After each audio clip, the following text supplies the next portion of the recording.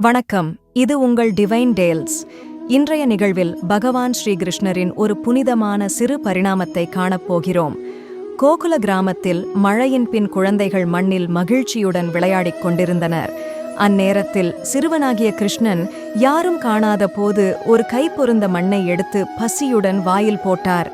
இக்காட்சியைக் கண்ட பாலராமன் அதிர்ச்சி அடைந்து தாயாகிய யசோதையிடம் விரைந்து சென்றார். யசோதை அங்கு வந்து, "கண்ணா, நீ மண்ணுண்டாயோ?"